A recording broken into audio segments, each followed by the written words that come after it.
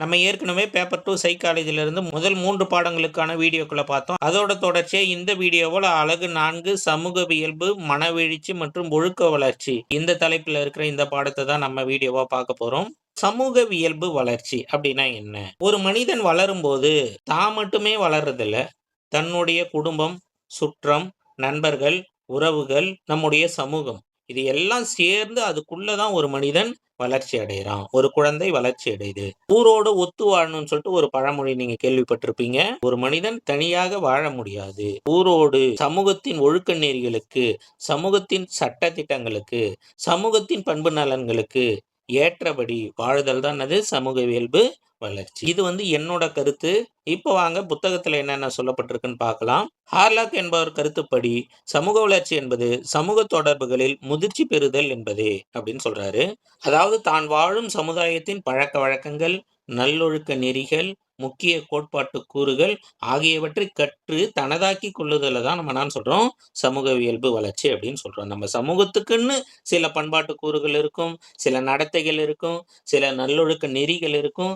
அதையெல்லாம் தானும் கற்றுக்கொண்டு, தானும் அந்த சமுதாயத்தின் ஒரு அங்கமாக தன்னைத்தானே மாற்றிக் கொள்ளுதல் தான் நம்ம என்ன சொல்றோம்? சமூகவியல்பு வளர்ச்சி அப்படின்னு சொல்றோம். தான் என்ற உணர்வைத் தாண்டி, நாம் என்ற உணர்வோடு இயங்குதல், பிறருக்கு ஒத்துழைப்பு அளித்தல், விட்டுக் கொடுத்தல் ஆகியவை தான் அது சமூக வளர்ச்சியின் ஒழுக்க நெறிகள். சமூக வளர்ச்சியின் கூறுகள். சமூக வளர்ச்சியில் அடங்கியுள்ள 2 முக்கிய நிலைகள் என்னன்னு பார்த்தோம்னா, 1 சமூக உணர்வு பெற்றிருக்க வேண்டும். ஒரு குழந்தை சமூக உணர்வு அதுக்குள்ள இருக்கணும். நான்ற அந்த சுப்பீரியாரிட்டி காம்ப்ளெக்ஸ் போயி, நான்ற உணர்வு அந்த குழந்தைக்கு வந்தா தான், அந்த குழந்தை சமூக உணர்வு பெற்றதா அர்த்தம். அடுத்து சமூக செயல்களில் பொறுப்புடன் பங்கேற்கணும். தான் சார்ந்த சமூகத்தில் நடக்கின்ற நிகழ்ச்சிகள் மற்றும் சட்டதிட்டங்கள் ஆகியவற்றை மதித்து, அந்த நிகழ்வுகளில் தானும் பங்கேற்தல் தான் நம்ம என்ன சொல்றோம்? சமூக வளர்ச்சியில் அடங்கியுள்ள 2வது படிநிலையா சொல்றோம். அடுத்து சமூக முதிர்ச்சி. சமூக முதிர்ச்சின்னா என்னது? சமூக வளர்ச்சியோட ஒரு மேம்பட்ட நிலையை தான் நம்ம என்ன சொல்றோம்? சமூக முதிர்ச்சி அப்படின்றோம். சமூக முதிர்ச்சி பெற்றவரிடம் காணப்படும் பண்புகள் அது. சமுதாயத்தில் ஓர் உறுப்பினர் என்ற நிலையில் அதில் தனது பங்கினையும், தொழில்களையும் பற்றிய நல்லுணர்வு கொண்டிருக்க வேண்டும். சமூக செயல்களில் பங்கேற்றல். சமூக செயல்கள்ல நம்ம என்ன பண்ணணும்? பங்கேற்கணும். இப்ப நம்ம ஊர்ல ஒரு திருவிழா நடக்குதுன்னா, இது எனக்கானது இல்ல அப்படின்னு நினைச்சு தனியா ஒதுங்கி இருக்கக்கூடாது. அந்த திருவிழாவுல நம்மளுடைய பங்கேற்பு என்னது? அப்படின்றத பார்த்து, அந்த சமூக செயல்களில் நம்மை நாமே ஈடுபடுத்திக் கொள்வதுதான் என்னது? சமூக செயல்களில் பங்கேற்றல். அடுத்து எரிக்சனின் சமூகவியல்பு வளர்ச்சி படிநிலைகள். இந்த பேரு ரொம்ப முக்கியம். சமூகவியல்பு வளர்ச்சி படிநிலைகளை கூறியவர் யார்? எரிக்சன். எரிக்சன் எத்தனை படிநிலைகள்ல சொல்லியிருக்காருன்னா, 8 8ஆம் மனுஷ வாழ்வ பிரிச்சுக்கோ அப்படின்னு சொல்றாங்க இல்லைங்களா? அப்போ 8 நிலைகளை எரிக்சன் சமூகவியல்பு வளர்ச்சி படிநிலைகளாக சொல்லியிருக்கிறாரு. முதல் நிலை பிறப்பு முதல் ஓராண்டு வரை. இதுல பார்த்தீங்கன்னா, யார் அந்த குழந்தையோட சமூக செல்வாக்கு உடையவங்களா இருப்பாங்கன்னா, தாய் மட்டும்தான். 2வது ஆண்டுல பார்த்தீங்கன்னா, தாய், தந்தை 2 பேருமே பெற்றோர். 3லிருந்து 5 வயசு வரைக்கும் பார்த்தீங்கன்னா, ஆதார குடும்பம். 6லிருந்து ஒரு 12, 13 வயசு வரைக்கும் சுற்றுப்புறம் மற்றும் பள்ளி. இதே குமரப்பருவம் டீனேஜ் அதாவது 19 வயசு வரைக்கும் பார்த்தீங்கன்னா, நம்ம ஃப்ரெண்ட்ஷிப் குரூப்பு. அடுத்து 30 வயசு வரைக்கும் பார்த்தீங்கன்னா, முன்முதிர் பருவம். அதுல பார்த்தீங்கன்னா, நண்பர்கள். அடுத்து நடுமுதிர் பருவம். அதுல பார்த்தீங்கன்னா, குடும்பம். பின்முதிர் பருவம். அதுல பார்த்தீங்கன்னா, மனித இனம், நம் இனம் அப்படின்ற உணர்வு வரும். அடுத்து நம்ம பார்க்க போற தலைப்பு மனவெழுச்சி வளர்ச்சி. Emotional development. நம்ம கோவப்படுறோம், சிரிக்கிறோம், அழுகுறோம், கஷ்டப்படுறோம். இது எல்லாமே என்னது? Emotional things. மனவெழுச்சி என்பது உணர்ச்சிகள் மேலோங்கி நிற்கும் நனவு நிலையாகும். உணர்ச்சி ஒரு ஹை கிரேட்ல போய் நிக்கிறது தான் என்னது? மனவெழுச்சி. நம்மை வெகுவாக பாதிக்கும் நிகழ்ச்சியிலோ, நாம் மிக்க ஆர்வம் கொண்டுள்ள சூழ்நிலையிலோ மனவெழுச்சிகள் நம்மிடம் இயல்பாக தோன்றுகின்றன. இவை அவசர நிலைகளில் தோன்றி நமது உடலையும் மனத்தினையும் கிளர்ச்சி அடைய செய்கின்றன.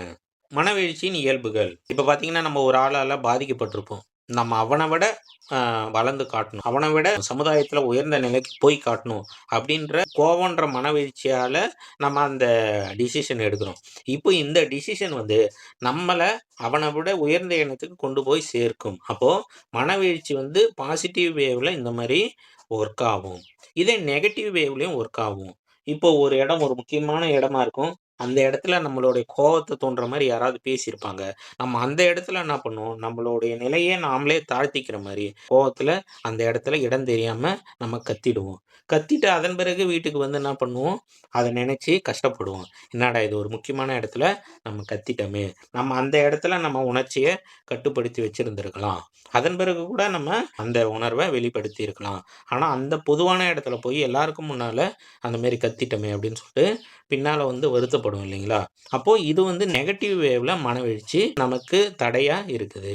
சரிங்களா? அப்போ மனவெழுச்சின்றது பாசிட்டிவாவும் ஒர்க் ஆகும். நெகட்டிவாவும் ஒர்க் ஆகும். குறிப்பிட்ட மனவெழுச்சியை பல்வேறு தூண்டல்கள் மூலம் எழுப்ப முடியும். மனவெழுச்சிகளும் அவை வெளிப்படும் விதமும் ஆளுக்கு ஆள் மாறுபடும். இத்தகைய மனவெழுச்சிகள் எழுமாயின் இதய துடிப்பு, இரத்த அழுத்தம் போன்றவை அதிகரிக்கும். உமிழ்நீர் சுரத்தல், உணவு செரிக்கப்படுதல் போன்றவை நின்று போகும். ஒரு எக்ஸ்ட்ரீம் எமோஷனலா நம்ம இருக்கிறப்ப, நம்ம ஹார்ட் பீட் அதிகமாயிடும். பிளட் பிரஷர் அதிகமாகும். அதேபோல நம்மளுடைய செரிமானம் கூட தடைபடும். இப்போ லேட்டஸ்ட் நிறைய ரிசர்ச் என்ன சொல்லுதுன்னா, ஹார்ட் அட்டாக்கு காரணம் வந்து இந்த மாதிரி அதிகப்படியான எமோஷனல் ஆவறது, அதிகப்படியா கோவப்படுறது, அதிகப்படியா வருத்தப்படுறது, துக்கப்படுறது, இதெல்லாம் தான் ஹார்ட் அட்டாக்கு வர்றதுக்கு காரணம் அப்படின்னு சொல்லிட்டு சொல்றாங்க. இப்போ நிறைய ரிசர்ச்ல. அப்போ உடல்நிலையை பாதிக்கின்ற முக்கிய காரணமாகவும் இந்த மனவெழுச்சிகள் இருக்குது. ஹெரால்டு ஹால்பர்க் என்பவர் கருத்துப்படி மனவெழுச்சிகள் 3 பரிமாணங்களில் பரவி காணப்படுகின்றன. அது என்னது? மகிழ்ச்சி, மகிழ்ச்சியின்மை, கவனித்தல், புறக்கணித்தல், செயலுறு நிலை, செயலற்ற நிலை ஆகிய 3 நிலைகள் இருக்கு. அடுத்து 4வது ஒண்ணு இருக்கு. எளிமை, சிக்கல் அப்படின்ற ஒரு நிலையும் இருக்கு. பொதுவா அடிப்படை மனவெழுச்சிகள் பார்த்தீங்கன்னா, சினம் அதாவது கோபம், மகிழ்ச்சி, துயரம், அச்சம் ஆகிய 4 தான் வந்து அடிப்படை மனவெழுச்சிகளா சொல்லப்படுது. அடுத்து புலன் உணர்ச்சிகளால் தூண்டப்படும் மனவெழுச்சிகள். அதாவது நம்மளுடைய ஐம்புலன்கள் மூலியமா நம்ம ரிசீவ் பண்ற விஷயங்கள். அது மூலியமா சில மனவெழுச்சிகள் வெளிப்படும். அது என்னன்னா, வலி, அருவருப்பு, உற்சாகம்.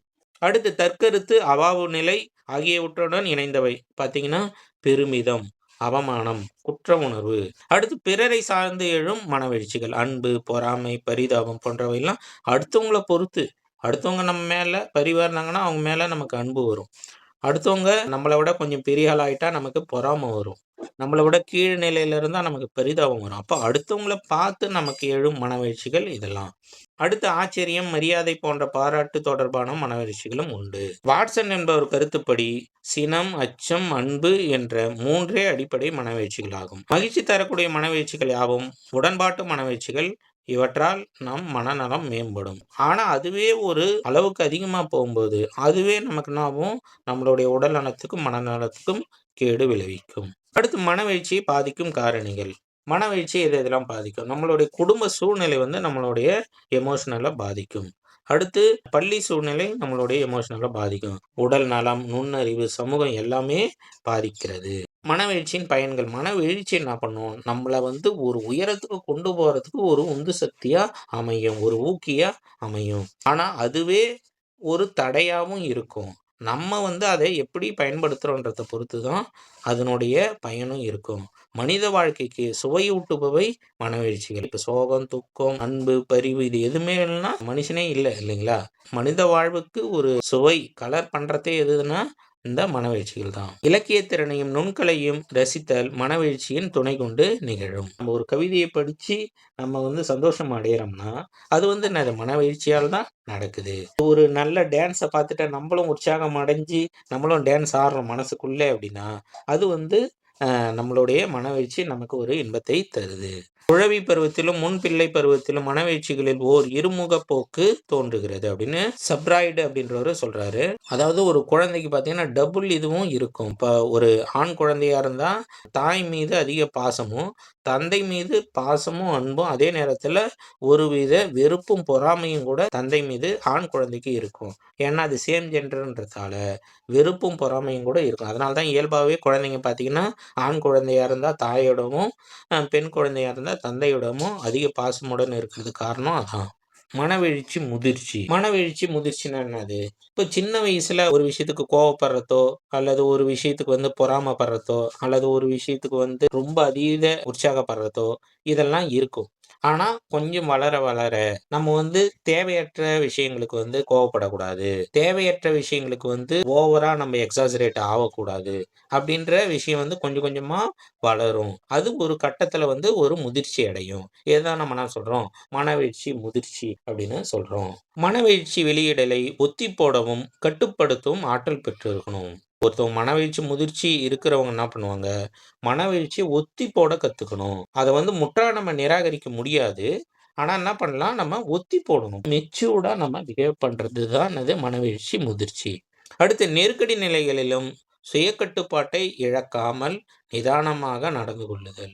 நீங்க நெருக்கடியான நேரத்துல உங்களுடைய எமோஷனலுக்கு இடம் குடுத்துட்டீங்க அப்படின்னா, உங்களுடைய அறிவு பின்னால போயிடும். உங்களுடைய அறிவு பின்னால போயிடுச்சு அப்படின்னாலே, அங்க உங்களுக்கு எந்த விதத்திலும் நன்மை நடக்காது. இக்கட்டான விஷயத்துல எமோஷனல கொஞ்சம் பின்னால தள்ளிட்டு, கொஞ்சம் அறிவுக்கு நம்ம முக்கியத்துவம் குடுத்தோம்னா, அதுதான் நமக்கும் பிறருக்கும் நன்மை செய்யக்கூடியதா இருக்கும். அதுதான் எமோஷனல் மெச்சூரிட்டி. மனவெழுச்சி, முதிர்ச்சி. தனது பிழைகளிலும் உண்மையை உணரணும். பிறருக்கு உதவுதலில் மகிழ்ச்சி கொள்ளணும். பிறருடன் சேர்ந்து ஒத்துழைக்க முன்வரணும். இதெல்லாம் மனவெழுச்சி, முதிர்ச்சி அடைந்தவனுடைய பிஹேவியர். அடுத்து மனவெழுச்சி நுண்ணறிவு.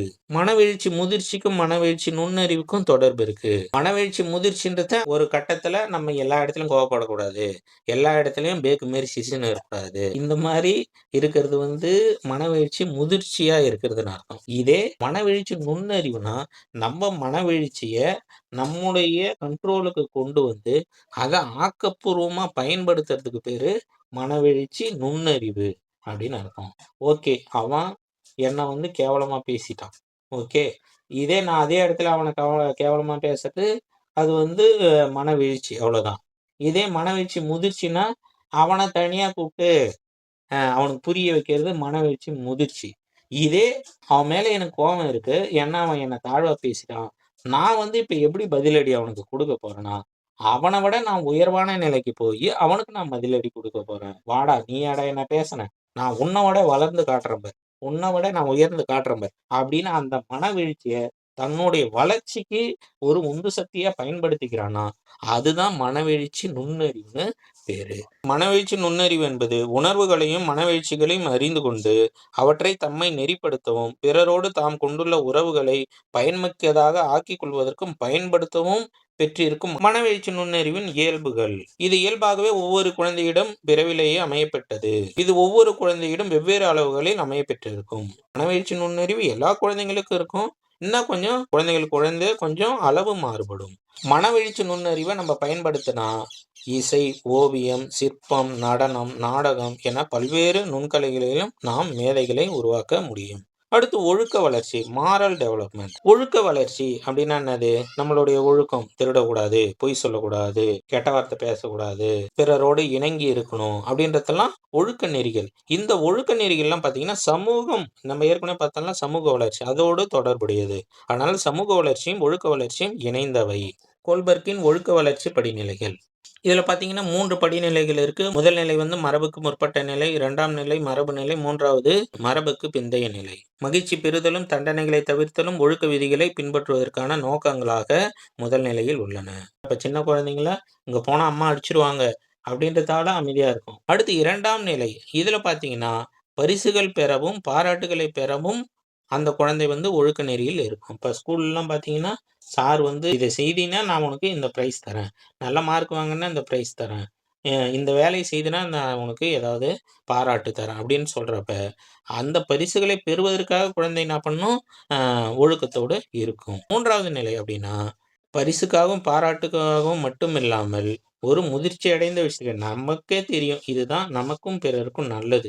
அப்போ இந்த பண்புகள தான் நம்ம வளர்த்துக்கணும்னு, யாரோட தலையீடும் இல்லாம ஒரு குழந்தை தனக்குத்தானே ஒழுக்க நெறிகளை வளர்த்துக் கொள்ளுதல தான் நம்ம என்ன சொல்றோம்? 3வது நிலை அப்படின்றோம். அதான் மரபுக்கு பிந்தைய நிலை. அடுத்து தற்கருத்து செல்ஃப் கான்செப்ட் என்பதன் பொருள். தற்கருத்து என்ற சொல் முதலில் லெக்கி என்பவரால் அறிமுகப்படுத்தப்பட்டது. ஏதோ குறிச்சுக்கணும் நீங்க. பின்பு கார்ல் ரோஜர்ஸ் நெறிசாரா அறிவுரை பகர்தல் மூலம் பரவலாக அறியப்பட்டது. கார்ல் ரோஜர்ஸ் நெறிசாரா அறிவுரை பகர்தலை கூறியவர். தன்னை பற்றி ஒருவன் கொண்டுள்ள மனப்பான்மைகள், உணர்ச்சிகள் போன்றவற்றின் தொகுப்பே தற்கருத்து. என்னை பத்தி நான் என்ன நினைச்சிருக்கிறேன்? நான்னா இதுதான் அப்படின்னு நம்ம மனசுல நம்மள பத்தி ஒரு மதிப்பீடு வச்சிருப்போம் இல்லைங்களா? அதுக்கு பேரு தான் தற்கருத்து. இது வந்து எதுக்கு உதவுது? ஒரு விஷயம் வருது. இந்த விஷயத்த நம்மளால செய்ய முடியுமா? முடியாதா? நமக்கு நாமே மதிப்பிட்டு ஆராய்ஞ்சு இத என்னால செய்ய முடியும்னு அப்படி துணிஞ்சு செய்யறதுக்கு உதவுறது எது? தற்கருத்து. டொனால்டு ஹெப்பர் அப்படின்றவரு என்ன சொல்றாருன்னா, நம்ம வந்து ஒரு சுய தொழில் தொடங்குறோம். நம்மளால அந்த தொழில செய்ய முடியுமா? அப்படின்றதுக்கு தற்கருத்து ரொம்ப முக்கியம். சரி, ஒருத்தவங்க சின்ன வயசுல இருந்தே ஒரு கருத்து வச்சிருக்கிறாங்க. நம்மன்னா இதுதான். நம்மளால இதுத செய்ய முடியும். இதெல்லாம் நம்ம செய்ய முடியாது. நம்மளுடைய பலம் இது. நம்மளுடைய பலவீனம் இது. அப்படின்னு ஒரு தற்கருத்து வச்சிருக்கிறாங்கன்னா, அது காலத்துக்கு மாற்ற முடியாததா இருக்குமா அப்படின்னு கேட்டா, இல்ல. அதையும் மாற்ற முடியும். நம்மளுடைய பயிற்சியால கொஞ்சம் கொஞ்சமா தான் மாத்த முடியும். தற்கருத்த வந்து இன்னைக்கு நான் இப்படி, நாளைக்கு நான் வேற ஒருத்தவனா மாறி நிப்பேன்னு அவன நானே ஒருத்தன் ஒரே நாள்ல மாத்திக்க முடியாது. ஆனாலும் தற்கருத்து என்பது மாற்றத்துக்கு உட்பட்டது தான். இந்த பாடத்துல உங்களுக்கு எதனா டவுட்ஸ் இருந்தா கமெண்ட் பாக்ஸ்ல கேளுங்க சொல்றேன். இந்த வீடியோவுல இந்த பாடம் சம்பந்தமா நான் சொன்ன ஒரு சில கருத்துக்களாவது உங்களுக்கு புரிஞ்சிருக்குது அப்படின்னா, தயவுசெய்து இந்த வீடியோவுக்கு ஒரு லைக் பண்ணிட்டு கமெண்ட் பாக்ஸ்ல எஸ்ன்னு சொல்லி கமெண்ட் பண்ணுங்க. மேலும் நம்ம சேனல் அறிவுமதி அகாடமி இன்னும் சப்ஸ்கிரைப் செய்யாத தோழர்கள் சப்ஸ்கிரைப் செய்து கொள்ளுமாறு பணிவுடன் கேட்டுக்கிறேன். Thank you. Bye bye. Take care.